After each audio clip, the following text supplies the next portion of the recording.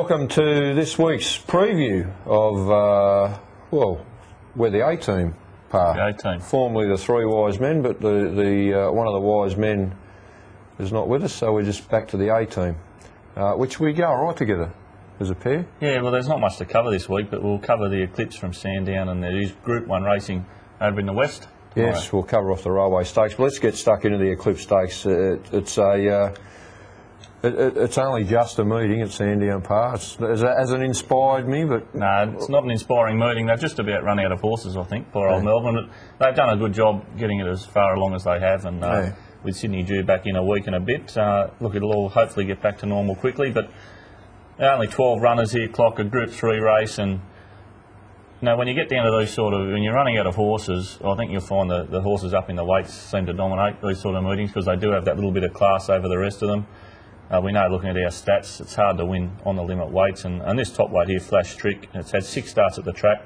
It's won 3 of them, been placed on another 2 occasions, and Sandown, for me, is a real horses for courses, and I think Flash Trick's form's good. It's come through the Crystal Mile, came through and won the HKJC Stakes at Flemington during the carnival there. It was over 1800. This is over 1800 metres as well. Barrier 6, Vlad Jurek, he's had a good carnival, and I don't see many dangers. I've got Shinzig down as a danger coming through the Emirates, but how good a form is the Emirates? I mean, it was 100 to 1 winner, 50 to 1 second, and 40 to 1 third, so maybe the form out of there won't hold up. Whereas I think the form, Flash Trick's form through Sonic Quest and those sort of horses, I think will hold up.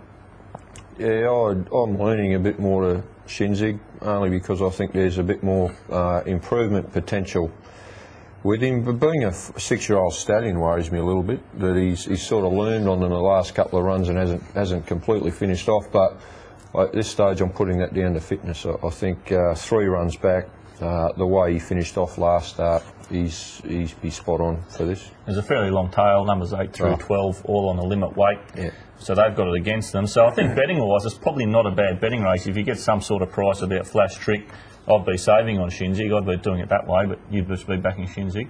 I'll back Shinzig, Ichi Peachy. I probably won't get on each way. I reckon you might get on Ichi Peachy. Yeah, it was 80 to 1 last start. Centaur's an interesting runner, backing up from Wednesday. Yeah, got through the bog there over 2200, the Ballarat Cup.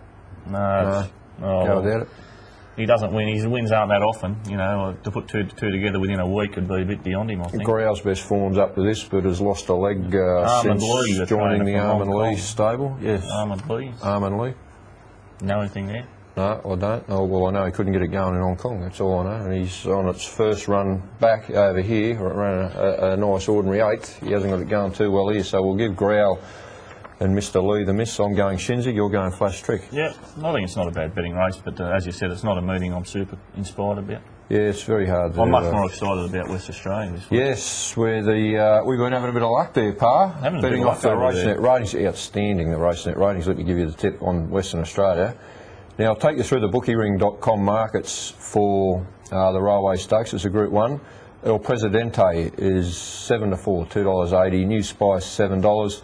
Mansion House and Beat the Storm at $10, Gyno's $11, Glory Hunter $13, West River Charlie $15, Idyllic Prince $17, everything else is 20 to 1 and longer. Now a bit of quick history on this race clock. Started in 1887. It's been a great race. Nimrod won it in 1887, and recent winners include Northerly and Better Loosen Up, and way back when Carbine won this race. So it's been some good horses win it. Now the favourite for this race, El Presidente, nowhere near the record of some of those horses we just mentioned, but is building up a decent little statistic book there. 10 starts, 8 wins, 2 placings.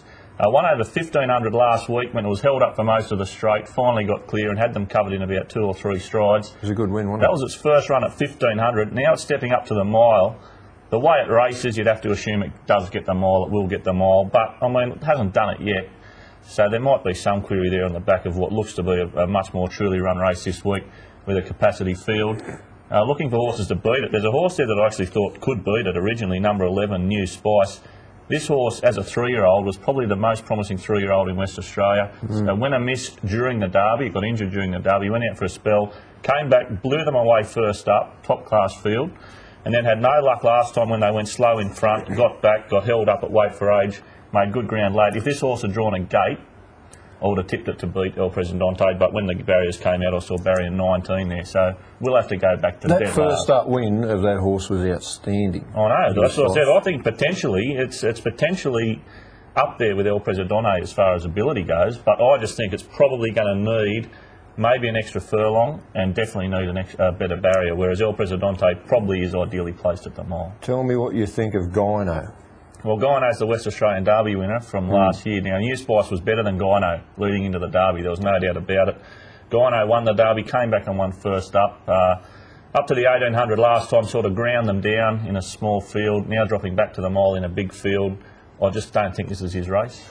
Mansion House beat the Storm. Thoughts there? Well, I thought Mansion House had his chance the other day. He had an easy run up on the speed. He wasn't taken on. They went slow. The leaders dominated. He still got beaten by Grass Patch Girl, who's a 6-year-old mare.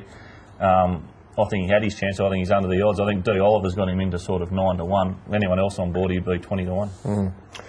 That looks a pretty easy race. We load up on El Presidente and maybe just cover in case New Spice gets the luck. Well, if New Spice does get the luck, yeah, I think it'll. I think it could maybe knock El Presidente off, but I just can't see how it's going to happen from that barrier. And no offence to the jockey, but she has had a couple of chances on it before and seems to strike a bit of bad luck. So I would have rather the P. Harvey or someone on board, but.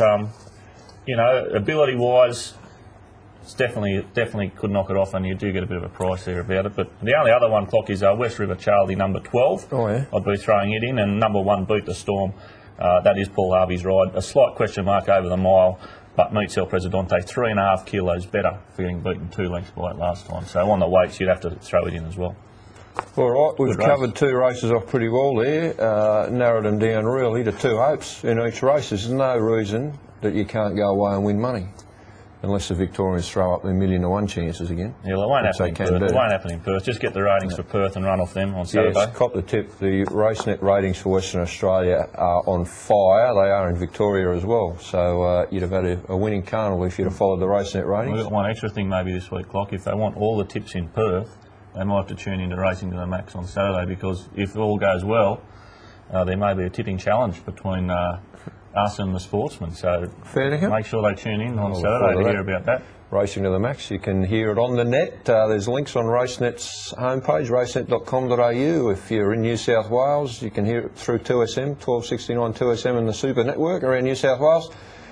That's the best we can do for you. Now, all the free form, stats and data, everything you want is via the links on the right-hand side of your screen. RaceNet ratings and RaceNet speed maps are available all around the country for this weekend, so help yourself to those. Good luck if you're watching this on YouTube.